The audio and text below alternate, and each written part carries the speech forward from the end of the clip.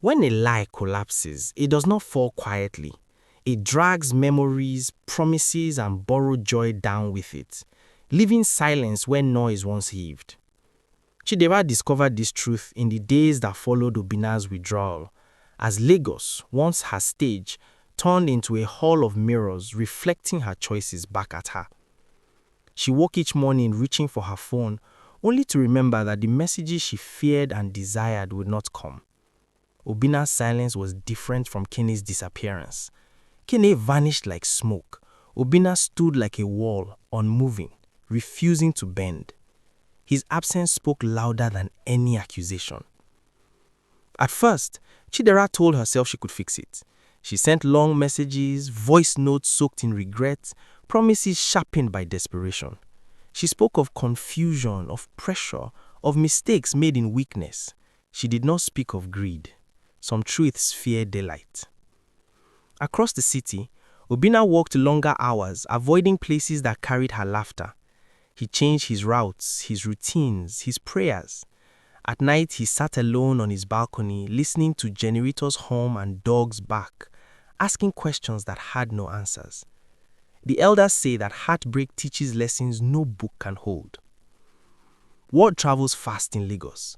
Friends who once smiled now asked careful questions. Some chose sides. Others watched from a safe distance, grateful the fire was not burning their own roofs. At a small buka near his office, Obinna overheard whispers. "Now that influencer girl, fine face, crooked heart." He paid his bill and left without finishing his meal. Mama Ifunanya noticed how thinner he grew, how his eyes carried storms. One night she sat beside him. "My son," she said, "pain is not weakness. Carry it, but do not let it carry you." Obinna nodded, unsure whether he believed that yet. Chidera's fall was quieter but sharper. Brands stopped calling. Invitations slowed. Friends who benefited from her generosity drifted away when the gifts stopped coming. Lagos rewards success loudly, but abandons failure in whispers. She visited Kenny's old haunts, clubs, lounges, friends' apartments, but his name met shrugs and laughter. "That guy?" someone scoffed. "He don't relocate." To where? No one knew or cared. At night, Chidera scrolled through old pictures of herself and Obinna. Dinners, smiles, calm moments she once found boring. Now they felt precious. The proverb returned to her, uninvited. The river that forgets its source will dry up.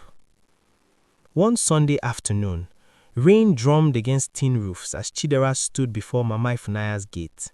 Her hands trembled.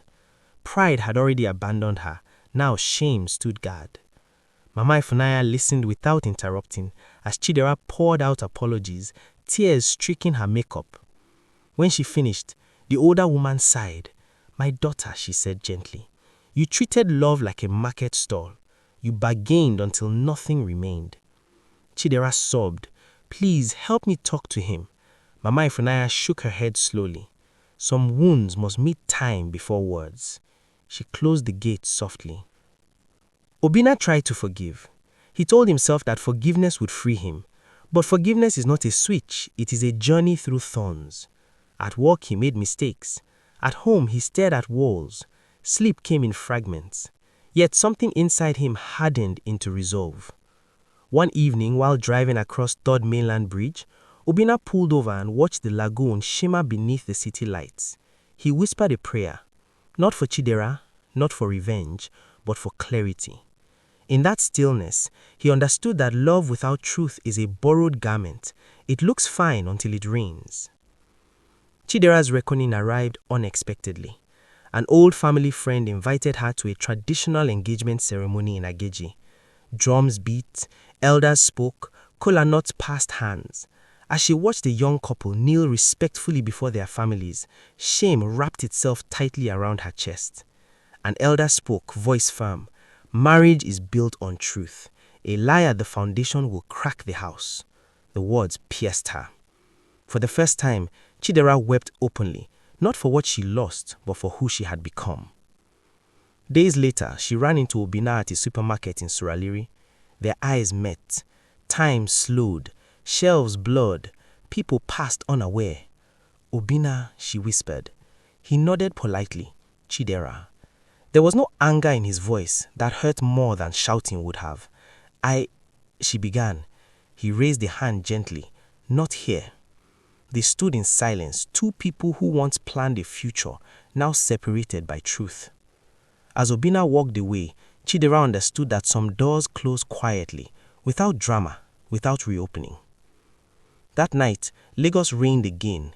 Chidera sat alone, power out, candle flickering.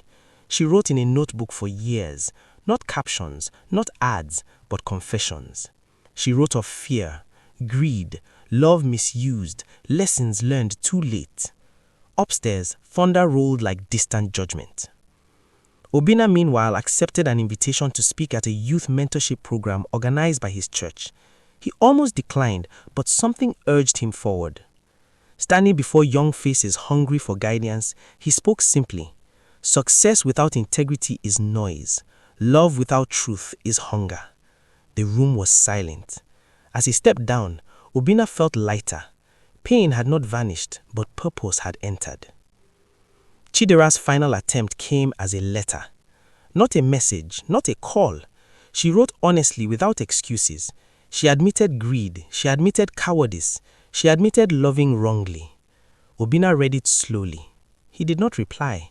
Instead, he folded the letter carefully and placed it in a drawer, a reminder of a chapter closed. The elders say truth does not hurry, but it always arrives. And when it does, it demands payment.